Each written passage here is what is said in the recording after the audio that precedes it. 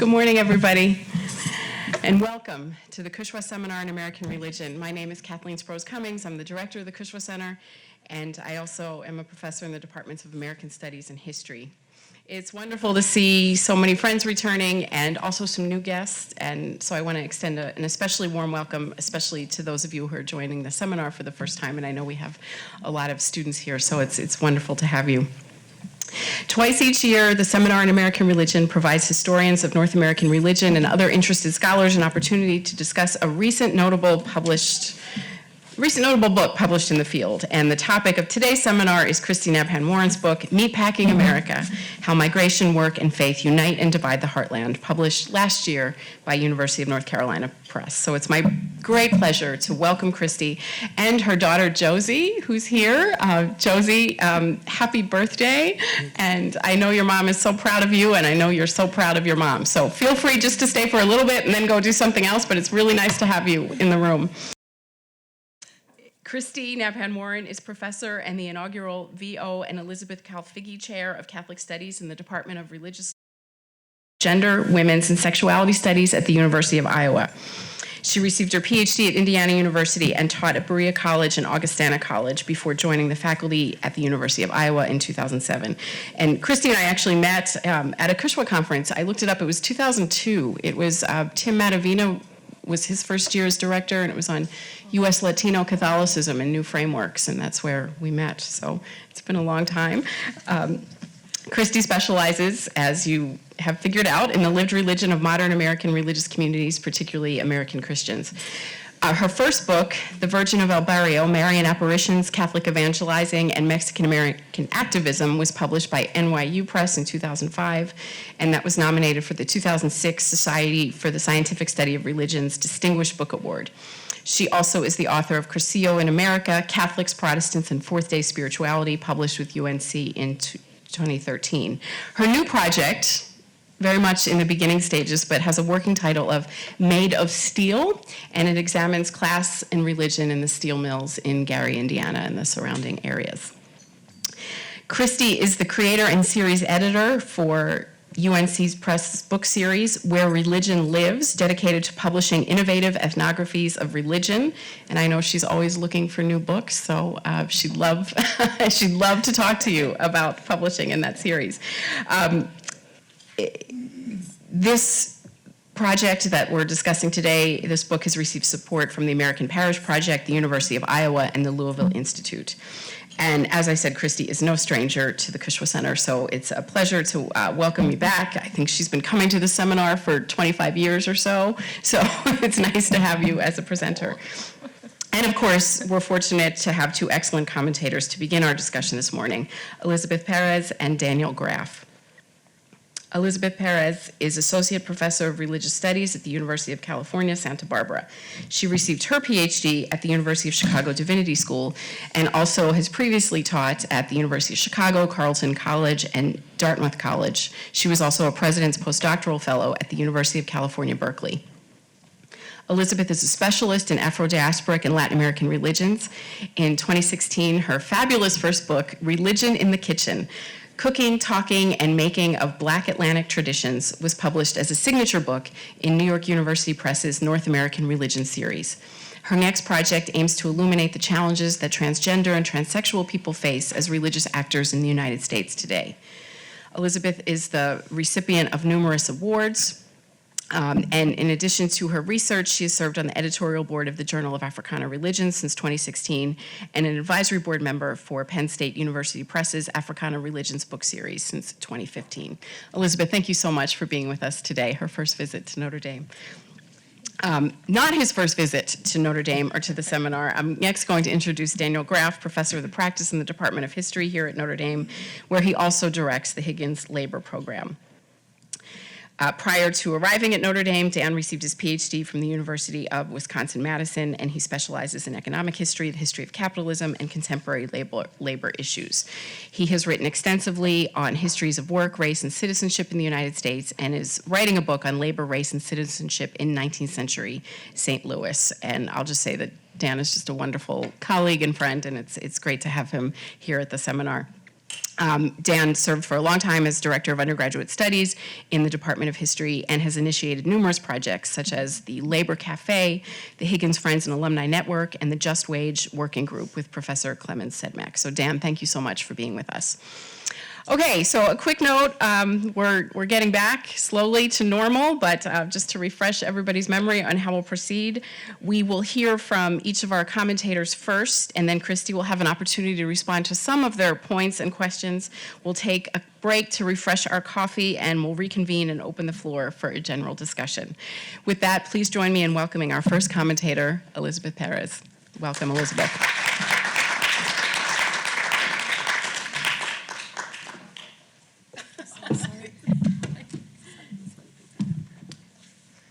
Thank you so much. I first taught Kristy Nabhan-Warren's work in a class on the Mexican Virgin of Guadalupe.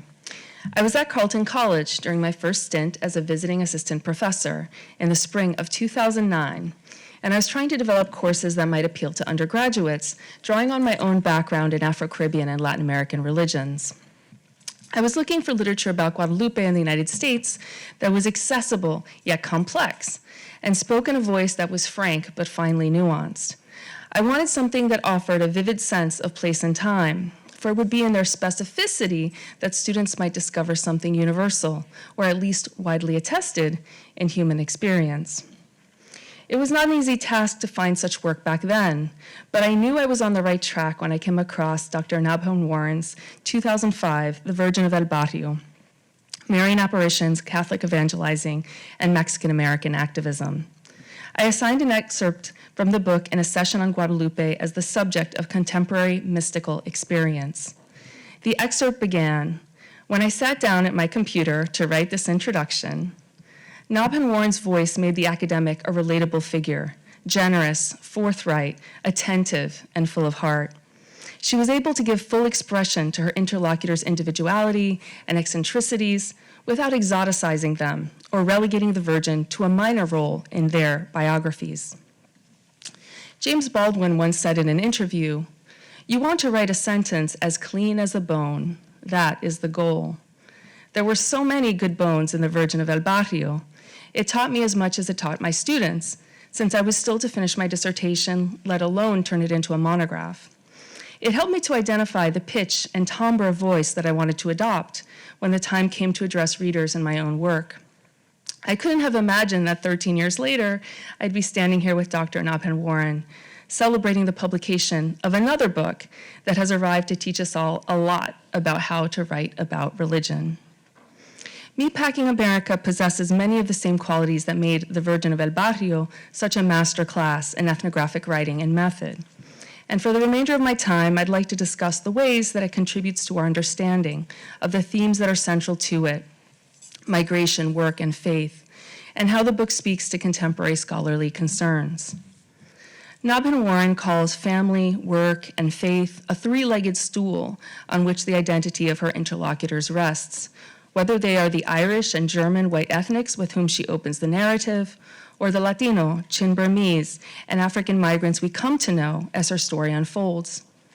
The poignant tale of St. Malachi's decommissioning is of a piece with the moving recollections of rural homemakers and parish priests whose everyday lives are filled with the small gestures that create community, a sense of belonging for their charges, but who are seldom acknowledged for their consistent efforts.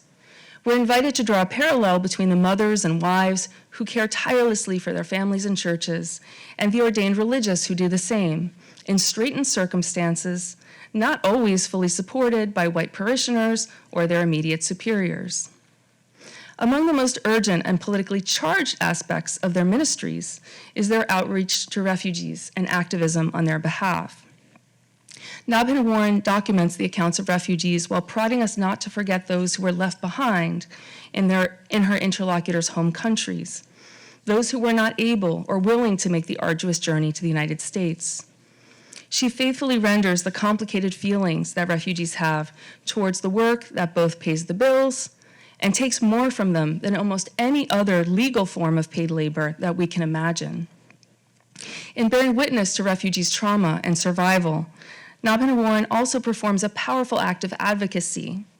one that brought to mind not the most trenchant and thought-provoking recent scholarship cited in Meatpacking America, but instead the writing of Nuyorican poet and essayist Martín Espada. Espada has long championed the rights of immigrants, minoritized racial and ethnic groups, and working people around the globe. One of my favorite poems of Espada's is entitled, "The Florida Citrus Growers Association Responds to a Proposed Law Requiring Hand-Washing Facilities in the Fields." The poem reads in its 14-word entirety, "An orange squeezed on the hands is an adequate substitute for soap and water." The universe of the meatpacking plants, at least those profiled in Meatpacking America, is very different from the worlds of seasonal agricultural labor about which Espada writes. As Nabhan herself says, her book is not an expose. She does not denounce the protein industry or rail against meat culture. Make no mistake, it is by virtue of her interlocutors' participation in it that they're able to provide for their children, buy homes, and invest in their communities. Yet her book is a window onto agribusinesses that, even at their most ethical, upstanding, and civic-minded, still degrade the environment, damage the health of people located near waste disposal sites, and demand punishing hours of vulnerable employees, however well compensated, all while lobbying to gut workers' rights and setting in motion the chains of migration from which they ultimately benefit. Meatpacking America invites us to see the connections for ourselves and not look away from the contradictions inherent in corporate ideologies that result in both record earnings for shareholders and the hiring of compassionate workplace chaplains like Joe Blay. It is perhaps telling that the harshest criticism of meatpacking is articulated by those who don't work at the plants anymore or whose family members once did. Father Bernie's distinction between producing class and processing class obscures the power dynamics that underlie the relations of production separating owners from workers, but it reflects an important insight, that the interests of those responsible for raising animals and those who turn them into meat are in fundamental conflict, despite producers' claims to the contrary. This realization does not come to the reader through long digressions on Marxist theory, but through Nabhan-Warren's staggeringly thorough portrayal of the realities of producers' and processors' lives. This is what it means for theory to emerge organically from data, or so I will explain to my students when I introduce them to this affectively immersive exploration of skilled labor that makes hands and legs ache, that simultaneously dulls and buffets the senses.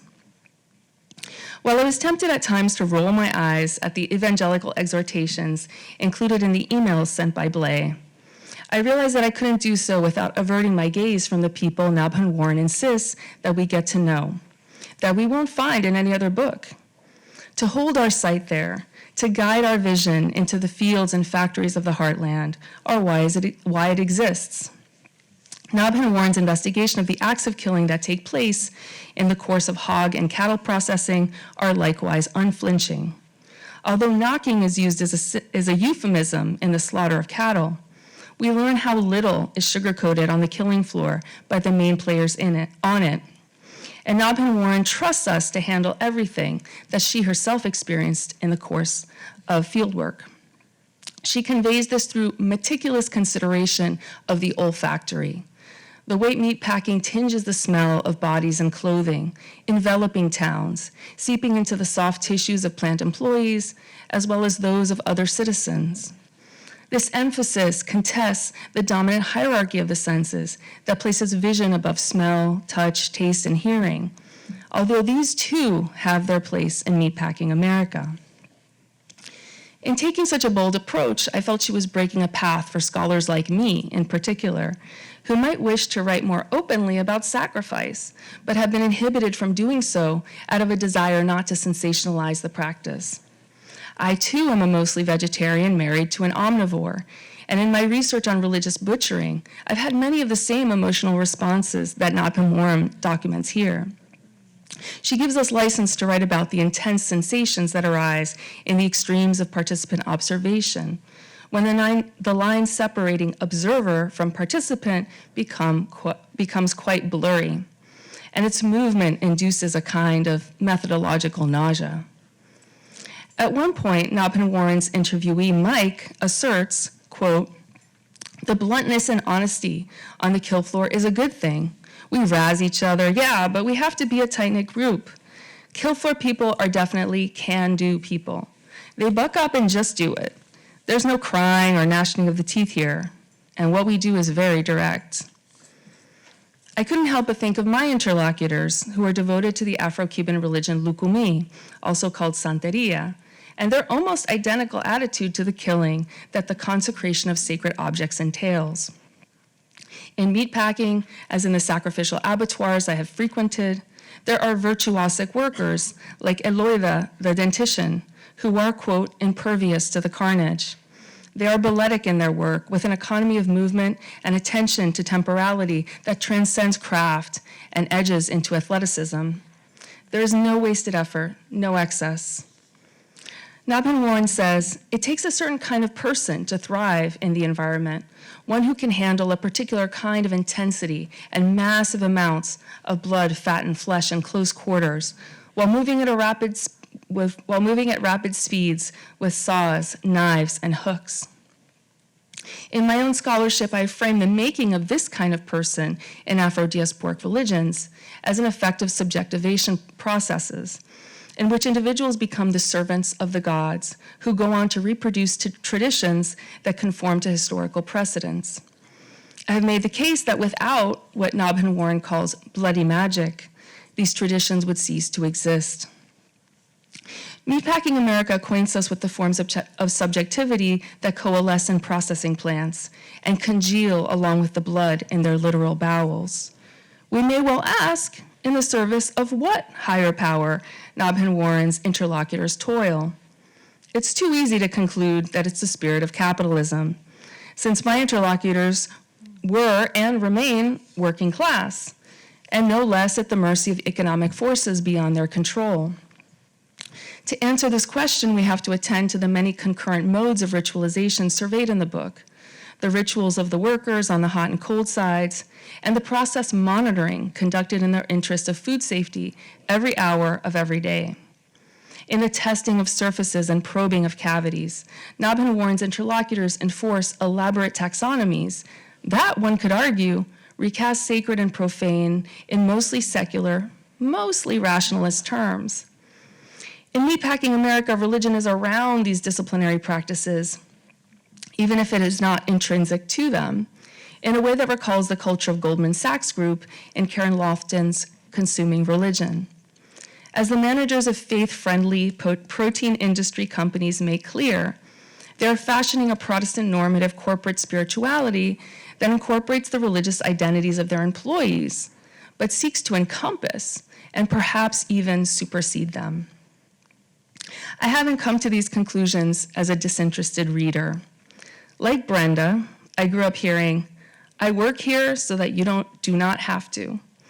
In my case, it was my mother saying this in front of a sewing machine, and my father referring to the different chemical plants where he was employed throughout my youth. I also grew up Roman Catholic as a daughter of immigrants, so I feel implicated by Nabhan-Warren's analysis on several counts. I came away with a special appreciation for the way she communicates the importance of intimacy and sustained personal relationships in the constitution of subjects. Indeed, Meatpacking America fulfills the call made by Constance Fury in her 2012 article, Body, Society, and Subjectivity in Religious Studies, for studies of religion based on relationality.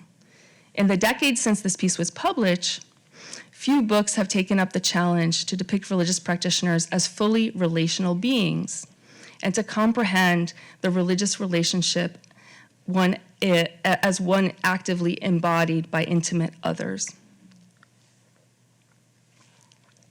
Nabhan-Warren puts this across through an accumulation of mundane details that imbues Meatpacking America with warmth and character. Bob, quote, wanted to make sure that the reader knows that Bob would always buy the ice cream cones for the kids. Gunnar suggested, "Hey, maybe you can give me a shout out in the book. Say something like, 'And here's a shout out to my buddy Gunnar.'" Did we really need to know that the daughter of the hot side supervisor, Mike, is a really good shot? Did we need to know that Gail was looking forward to seeing Alexander Skarsgård, who played Tarzan, running around the jungle in a loincloth? Maybe we didn't. But these glimpses of their personalities add vital texture and color. They become people that we can imagine being our coworkers, or the people we eat lunch with in the cafeteria at work, although we have no idea what they actually do there. I read such passages in Meatpacking America with a strange sense of nostalgia for the pre-pandemic world, in which so many of us came to have passing acquaintances with colleagues who vanished in the wake of necessary lockdowns. We lost the smiles and the relationality we might get while waiting for the Xerox machines to warm up and coffee to brew in our break rooms. In including these attenuated modes of sociality, Nabhan-Warren amplifies her interlocutor's humanity and reminds us of our own. At this point in the public appraisal of a book, the convention is that one should utter some critiques or words of dissent with the argument presented by the author. I don't have much in the way of this, but I'll uphold the expectation by raising two small points. The first one is one I broach as a Cuban American, someone who is Cuban on both sides, raised by so-called Miami Cubans, who have voted in the way that you might predict from this epithet. Reading Meatpacking America, I was sometimes discomforted by the repeated invocation of Iowa as a safe place.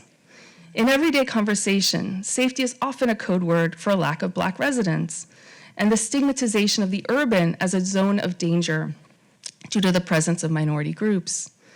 Anti-Blackness is baked into the cake of this idiom, and even while Latin American, African, and Chin Burmese immigrants are viewed as others, sometimes, by white Iowans, they are being encouraged to see Black people as their others, which precludes them from the type of interracial solidarity that would create lasting social change.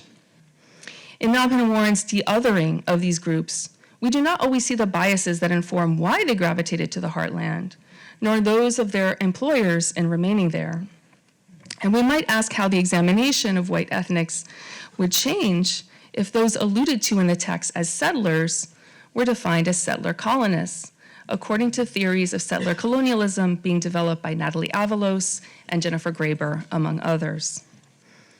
A related topic is the portrayal of Latinos as in solidarity with each other, and perhaps the researcher, in promoting social justice.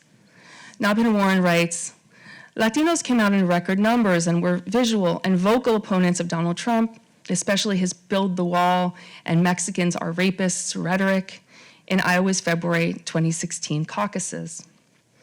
While this is true, we also know that the churches to which many of her interlocutors belong are instrumental in turning out votes for anti-choice, anti-LGBTQ, pro-business candidates that are not only right-wing, but increasingly avowedly fascist. The sympathetic representation of these churches and companies is at times disquieting, as we see corporate religion being inculcated, at least implicitly, to facilitate the extraction of employees' labor. In the wider reception of this book, there is ample opportunity for these critical turns, but in truth, I was left wanting more. I would urge readers to read the endnotes closely, and I, for one, hope to see an essay come out of Endnote 7 on page 236 on what a renewed sociology of the parish can and should look like. This would undoubtedly involve rigorous engagement with race, ethnicity, and geography. As Nabhan-Warren writes, the Corn Belt can be an evocative conceptual tool to reimagine and rework American religious histories and sociologies. Present-day religion and spirituality in the Corn Belt is part of a complex and emergent global Midwest. And it is Latinos, the vast majority of whom are Catholic, who are at the center of the global Midwest. So I kind of wanted to give Dr. Nabhan-Warren the last word, but having come to the end of my time, I want to end on a note of thanks to Kathleen Sprouse Cummings and the Cushwa Center for inviting me to the seminar, and to Dr. Nabhan-Warren for providing such rich and flavorful grist for the theorist's mill. To return to the appreciation of Nabhan's work, with which I began, there are many senses in Meatpacking America that are as clean as a bone, and sentences that are as dirty as a bone. I truly enjoyed getting to the marrow of both. Thank you very much.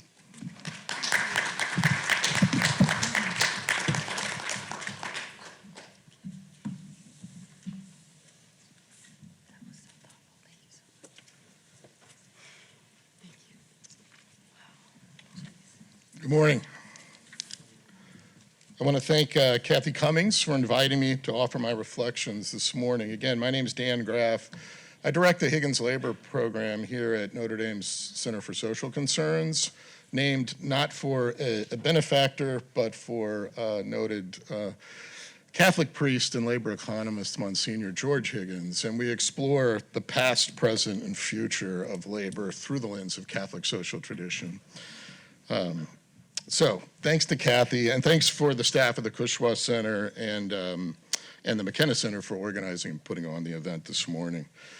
In my brief remarks today, I'll talk about how this stimulating and thought-provoking book by Professor Nabhan-Warren helps us think about the power of both stories and silences, the themes of worker resilience and resistance, and the ways we frame our future in terms of our past. So first, to the stories. There are multiple wonderfully vivid personal narratives throughout this book, as Professor Pérez has informed us already, and quite a diverse cast of characters whose voices are included. These are the pieces of evidence that historians, especially social historians like myself, are always longing for as we try to retrieve the past. The stories of ordinary people sharing their day-to-day experiences, voicing their hopes and dreams, celebrating their triumphs, however small, and reflecting on their suffering and endurance. I was especially struck by the voices of the several aging white Catholics who shared their struggles over the consolidation and closing of historic parishes, as well as their attempts to sustain their communities and legacies while renegotiating parish space with newcomers. Though at times I yearned for a deeper exploration of the conflicts and tensions between church authorities and the laity, as well as the intriguing triangulations of priests, self-styled parish preservers, and immigrants, I really appreciated that the author gave the interviewees room to tell their own stories. In particular, those stories helped me see whiteness at work in small-town, diversifying Iowa, in the apparently quiet, yet very persistent claiming of church spaces, customs, and masses. Just as compelling are the stories of the refugees from Latin America, Africa, and Asia, whose tales of struggle, perseverance, and sometimes triumph are rich and suggestive, a necessary tonic for the tired and inflammatory immigration debates that dominate mainstream American political discourse. The journeys taken by these migrants are often riveting, and their narratives reveal the complicated, often contradictory, overlapping emotions of longing for home, gratitude and relief for work and shelter, fear of the unknown, and hopes for their children's future. The book appropriately argues, I think, for the commonality of migrants' motivations, regardless of their official classifications by the US government. But while the stories converge, each individual journey that culminates in the Corn Belt is also its own unique and often traumatic tale that deserves telling. By foregrounding these personal narratives of resilience, the book insists upon the humanity at the center of the meaning of migration and work.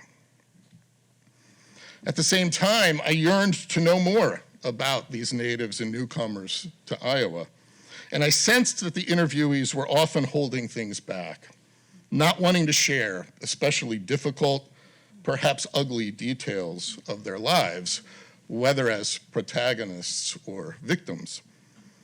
These silences struck me as much as the stories. Contradiction is probably a universal of the human experience, so perhaps these individuals have not, and maybe can't, resolve some of the paradoxical feelings about their lives. That would be normal. Right? And the author recognizes this, especially around issues of race, and challenges the reader to reject any Hicks in the Heartland or hapless migrants as victims caricatures. But I think we need to go further in trying to make sense of some of the apparent disconnects within the white Iowans who seem to welcome immigrants of color on the one hand, yet vote for Trump and his acolytes on the other. And that's just the tip of the iceberg here in terms of those contradictions. I think it's in all of our interests to better figure out the volatile racial and class politics of Americans, white Americans to be sure, but all Americans, not only in Iowa, but throughout the country. Similarly, issues of race surface in the refugees interviews as well, as several praise the safety of Iowa neighborhoods and schools, while also cautiously, it seems, sharing experiences of and worries about race-based verbal and physical attacks. Many times in the book, I wondered what was left being unsaid, or what was being left unsaid, and I'd love to know Professor Nabhan-Warren's thoughts about this. Silence indeed is sometimes louder than speech, and I felt that most strongly in the parts of this book devoted to exploring the workplace. As a labor historian, I've spent a lot of time reflecting on my subfield's consistent emphasis on the theme of resistance as the primary way that those working for others throughout history have expressed their agency. Resistance has a capital R in labor history. If everything is resistance, though, then how do we make sense of workers' accommodation to and acquiescence in the capitalist economy? How do we assess intra-class conflict amongst workers? How do we explain workers' behavior in the realm of politics, et cetera? The answers are complicated and highly contested, of course, and big surprise, they remain unresolved amongst labor historians. Meatpacking America makes a contribution to those ongoing debates, as Nabhan-Warren, at least implicitly, focuses less on worker resistance and much more on their resilience in the face of a consistently challenging work and political environment. Part of that resilience stems from accommodating to the prerogatives of their bosses, whose perspectives are prominently featured in the book, and appropriately so. And this makes sense, of course, since the reason the workers have come to rural and small-town Iowa is to work at the Tyson and IBP plants, whose owners and managers have chosen to rely on an increasingly low-paid global migrant workforce.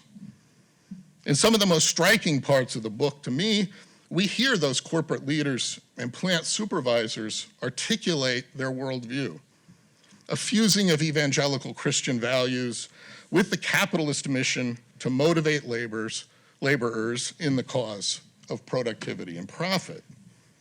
This is highly useful stuff, a window into the minds of those who see themselves as servant leaders who provide a market for local farmers and ranchers, jobs for the less fortunate, and meat for consumers everywhere. We also hear about how these mostly white, affluent Iowans appreciate the work ethic, talents, and fit of their migrant workforce for the hard work of the packing house. Given permission to spend a week at one of these highly secretive industrial sites, Nabhan-Warren, too, is appreciative of the difficult, intricate, and highly specialized labor performed by the workforce. And she repeatedly insists on the dignity and skill on display by everyone involved. Most of all, I would say the author is impressed by the resilience of this footloose labor force, first for surviving the hardship of their homelands, then for bravely facing the arduous journey ending in Iowa, and last for enduring the grueling work of the slaughterhouse. But the book is largely silent on worker resistance, and we learn very little about any conflicts there are over pay, perks, performance reviews, or the pace of work. conflicts inherent in any economic enterprise, and conflicts that have dominated industrialized butchering ever since the Chicago Packers pioneered the disassembly line and inspired Henry Ford to transform the auto industry and launch the revolution in mass production. Here, when we see worker resistance, it's in the realm of religion, where the labor force, according to the author, completely rejects the sacralization of the factory by their bosses. Home and church to these people are their sacred spaces. The slaughterhouse is simply where they toil. These folks work to worship, not the other way around, no matter how their managers try to impose religious meanings onto the shop floor. But what about other signs of resistance to the regime of low pay, overwork, and dangerous conditions? Many studies have documented the rapid and significant decline in slaughterhouse work over the past 4 decades, largely due, as the author notes, to the busting of unions, but also the erosion of OSHA and the speed up of the disassembly lines as employers search for greater profits. Nabhan-Warren is aware of all this, and she repeatedly reminds the reader of how and why the slaughterhouses came to places like Columbus Junction and Tama. But in her interviews with the workers and her observations at the plant, these issues don't really surface much. In short, I'm as fascinated as Nabhan-Warren by the contemporary slaughterhouse, which exemplifies these tensions over migration, work, and faith in our country today. At the same time, I'm not persuaded by the boss's commitments to workplace safety, multiculturalism at work, or recognition of workers' dignity. And I'm interested in learning much more about resistance by workers. A quick internet search suggests that the 2 plants profiled in the book are not unionized, but many slaughterhouses in Iowa are, including other ones owned by Tyson. Surely something is happening on this front, and it doesn't have to be unionization, but labor conflicts going on, underground, above board, in worker centers in Iowa City, or in the union houses. Sometimes maybe even in the church discussions too. So even if the workers are understandably reticent about discussing this with a researcher, I think stuff is happening that we're not learning about. What's the labor turnover in these plants? How many workers stick around and get promoted? How many are fired or quit each year? And what do the state's labor unions have to say about the conditions of workers in these plants, and what are they trying to do about it? What about the Catholic priests and parishioners with the church's historic, even if ambivalent, support for organized labor? I'd love to hear more from Nabhan-Warren about questions like these. The answers, I think, will strengthen her findings and point us toward further research. As the author reports more than once, and as Professor Pérez noted, the workers themselves don't want their children to have to do the jobs that they're doing. But I think this has less to do with some inherent nature of the slaughtering of animals as distasteful work, and much more to do with the wages, hours, and working conditions that the laborers endure. The yearning for upward mobility via one's children is as American as a beefsteak for dinner. And it motivated not just Professor Pérez's parents, but my working class ones as well, and millions of others throughout US history. Motivated them to endure tough, dangerous, often thankless jobs in the hopes of sending their kids to college and something better. This book places the current refugees in Iowa squarely in that American tradition. Part of the author's repeated insistence that these migrant newcomers are no different in circumstance, desire, and worthiness than their largely European counterparts of a century ago. I concur, and I appreciate that historical context. But there's another historical context that's just as important here, one the author nods to in the final chapter.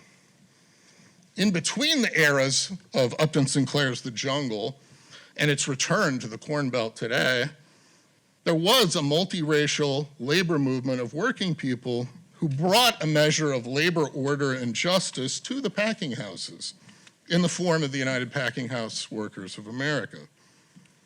The UPWA was a pioneering industrial union that turned deadly jobs into respectable middle-class ones, that deliberately and consistently organized across racial lines and gave black workers a vehicle to actively support the civil rights movement of the mid-20th century, and that successfully channeled worker resilience and resistance into contracts that converted some profits into wages, limited the workday, slowed down the work pace, and blunted the arbitrary authority of bosses.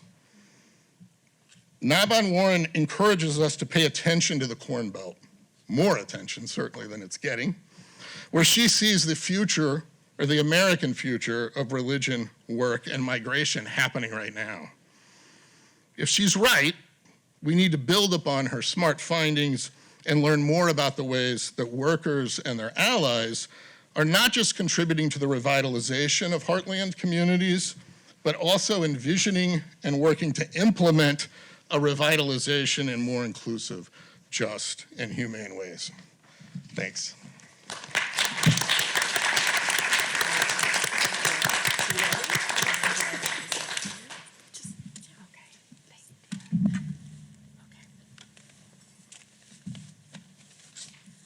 Wow, those were incredible comments and spot-on critiques. It's just such an honor to be here.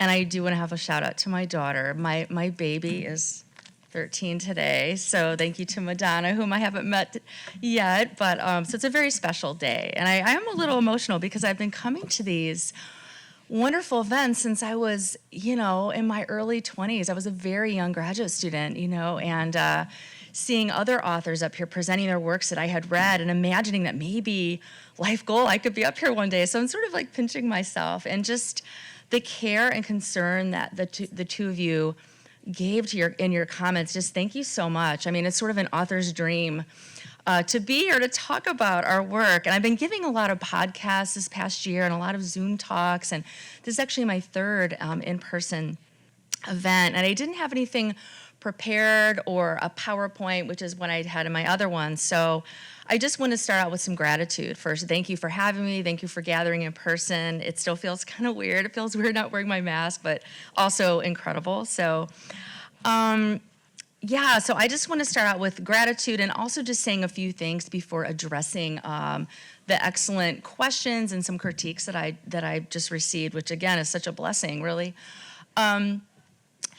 This is the third big monograph, the third ethnography. And, one of the things that I've learned in my life of, becoming and still becoming an ethnographer, because I always feel like I'm a student, is, I'm also from a working class family. Everyone in my family worked in the steel mills, hence it'll be the topic of the next book. So that'll be a very personal book, I think, in a lot of ways.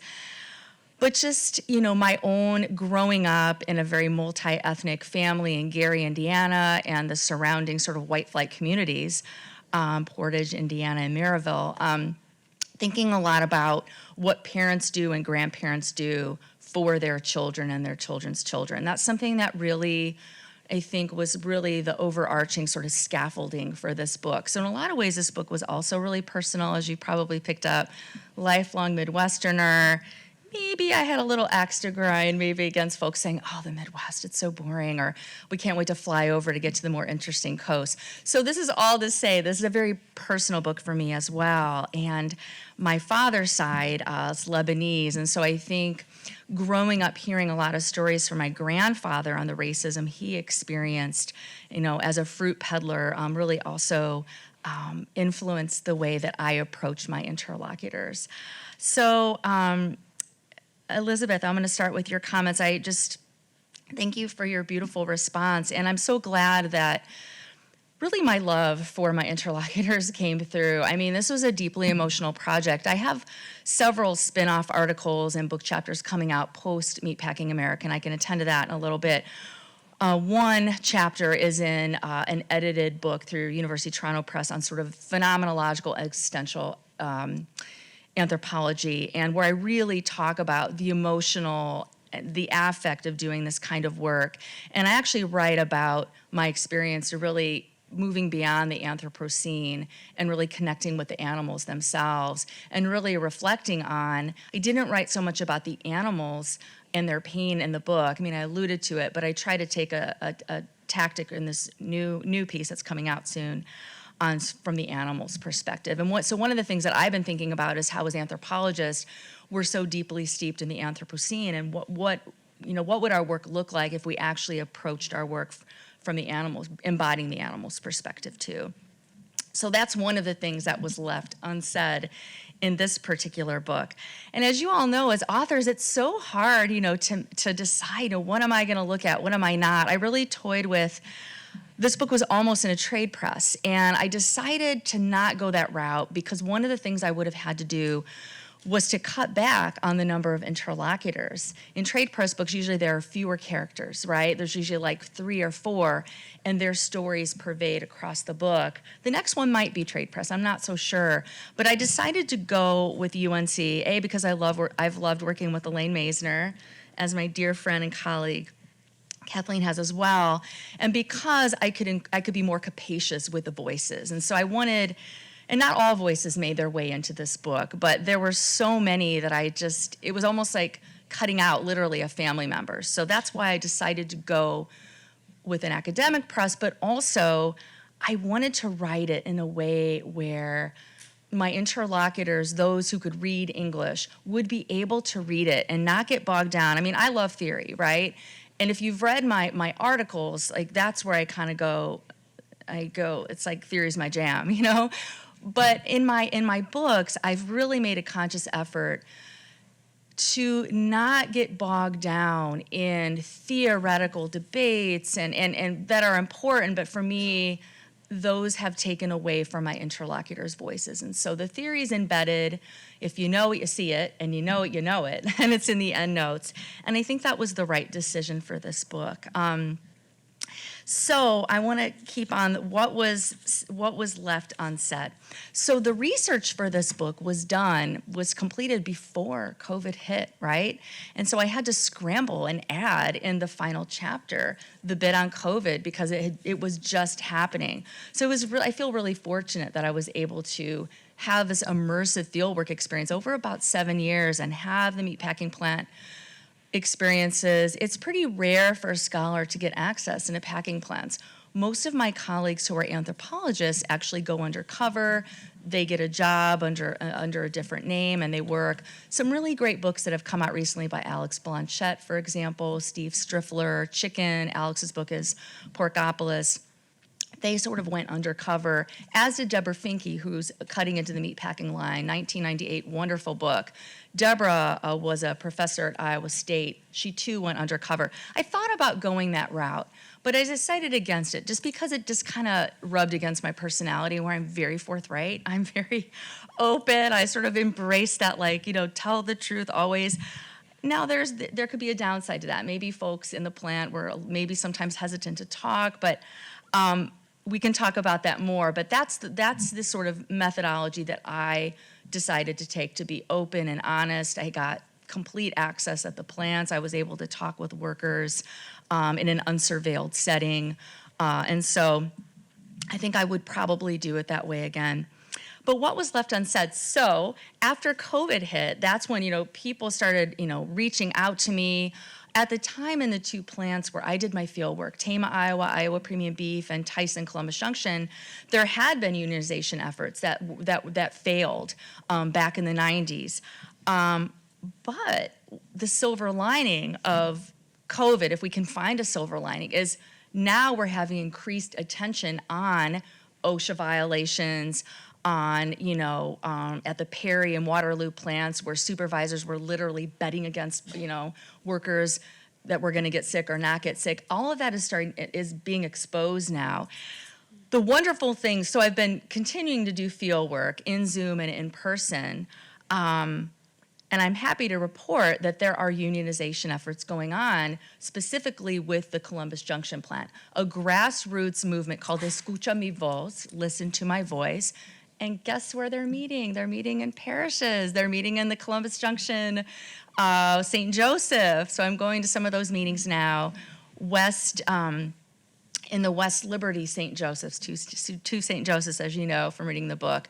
So far at Tama, it hasn't taken hold, but I'm really heartened. So this is a grassroots movement. They also have been really vocal. So I've been going to a lot of supervisors meeting, speaking in Espanol on behalf of the workers, also to help amplify their voices. And as you may have picked up on, I think something that this book is giving me permission, or I'm just feeling at this point in my career, I'm becoming much more of an activist anthropologist. And so my newer works that are coming out in the next couple years will definitely will show you a little bit more of where I stand sort of politically and as an activist who's actually going to these meetings and meeting with workers. And so Escucha Mi Voz really got their start after the pandemic, the COVID relief funds that weren't making their way to essential workers, many of whom, if not most of whom, at the Columbus Junction plant are undocumented, and at the CAFOs that are surrounding them, the insemination barns, all of that sort of vertically integrated, those places, right? And so Escucha Mi Voz is a group of Latinos, primarily Mexicanos and Guatemalans and some Salvadorans, who have just gotten fed up.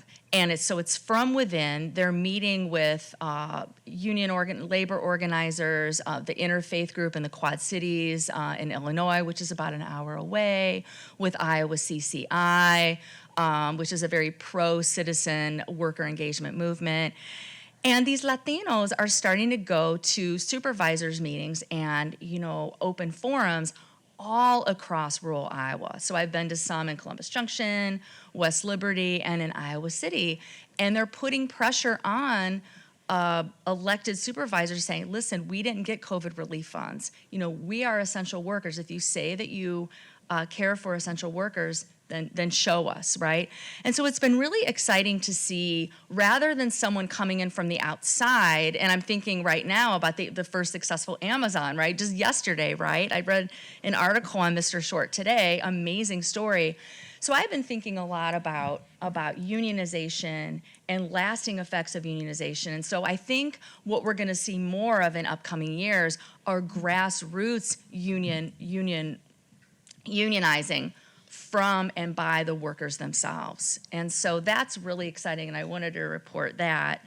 And so that's where I think the resistance that maybe wasn't so much in the book, I think you're right, Dan, I think we're gonna see more of that. And if I had like Meatpacking America Part 2, I think I probably would focus more on the resistance.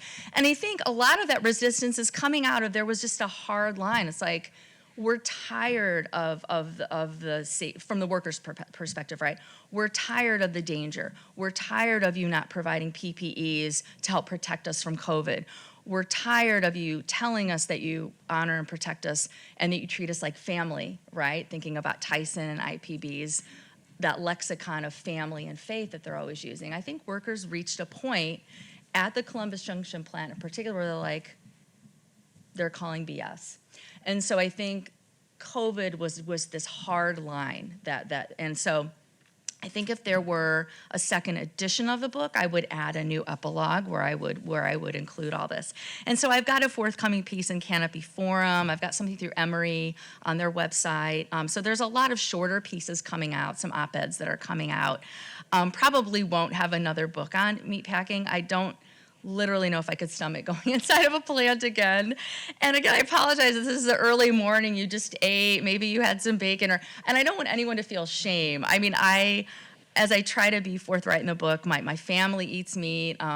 We don't always buy from Amish farmers. We do buy Tyson bacon and so one of the things that I really wanted to get across in the book that I think I say more about in other pieces coming out is how we're all complicit, right? And not for the reader to feel this deep sense of remorse, but what can we do to mitigate? And so for me, I'm a lot more involved in the workers' rights movement in Iowa, that I think we're seeing a rebirth of it. I really think we are.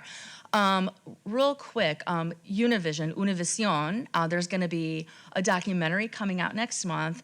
I'm sort of one of the talking heads in it, and they did a wonderful job. They went throughout rural Iowa, and I'll send Dr. Sprose Cummings the link to that so she can share it when it's out. I just had a fact check question sent to me last night by their producers. But they did a wonderful job where Univision went throughout the state. They're interviewing workers who have long COVID. They're interviewing Escucha Mi Voz members. It's really a production of social justice. And so I'm really excited that this Univision film is coming out. I think it's something that we can show in our classes. And so real quick too, I know Dr. Pérez asked about this. The specter of sort of Black voices, races, and the specter of races, and that is something that I've thought a lot about. And I'm thinking about Deborah Finke's book, Cutting into the Meatpacking Line, where in the 70s and 80s, line workers were white ethnics and Black Americans. They weren't African refugees, migrants, and they weren't Latinos primarily. There was a sprinkling of Latino workers. And her book is a really great anthropology of sort of Black-white relations on the line and in packing plants and unionized packing plants where she worked. And I do realize there were very few Black American workers on the line in the two plants where I did my work. And that's something that now, thinking back, I'm like, oh, it's so hard when a book is out, like, oh, I wish I would have done that. I wish I would have maybe said a little bit more about that. But I wonder, so I think your great critical questions and critiques. I wonder now that we're seeing a rebirth or a new iteration of unionization, it'll be so exciting to see where it goes. Will we see more Black Americans? There's a sizable population in Iowa and throughout the Heartland, the Corn Belt. Will we see more Black Americans making their way into the meatpacking plants, again, with union benefits? I'm just a question. I'm curious if that's gonna happen. So I'm probably out of time, but I just wanna, again, say how full of gratitude I am that you all spent so much time reading the book. You actually got a hard copy too. I'm so excited. That's great. And just thank you. And I look forward to the conversation. So thank you.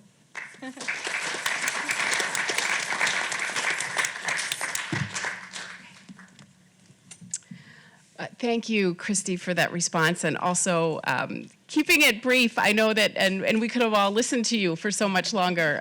You have such a wonderful way of speaking in addition to writing. I'm so grateful to Professors Pérez and Graf for your comments, and particularly Dan. I made a prediction last night, and I was proved wrong. As you know, longtime members of this seminar, the tradition is we have someone who's a scholar of religion, and then someone who's a scholar of something else. And inevitably, the scholar of something else says, I don't know why I was invited here. I know nothing about religion. And then goes on to give really provocative critiques of the book. And Dan, you didn't say that, but you did exactly, that is exactly why we invite people whose primary focus is not religion to engage with the book. I'm also really struck, I'm also first gen, and so all four of us are come from working class backgrounds, which I could go back and look at all the seminars in American religion and see, but I would be surprised if this has happened before, so I just wanted to note that. As I said, we will now take a time, just a brief period to refresh our coffee and to think about questions. The mic is there. We're going to do a traveling mic. We found that works best. So I want to give a shout out to the Kuchwa postdocs. And I also want to, Kristy already mentioned Madonna. Madonna is not here with us because of illness, but I wanted to thank her in absentia. And of course, thank Shane, who is here. Thank the IT people who we've seen so much of in this last year, and for making it all work. And of course, the entire staff of this beautiful new building. So let's take a break, enjoy some of the coffee that's been provided for us, and come back in about 10 to 15 minutes for an open forum. Thank you.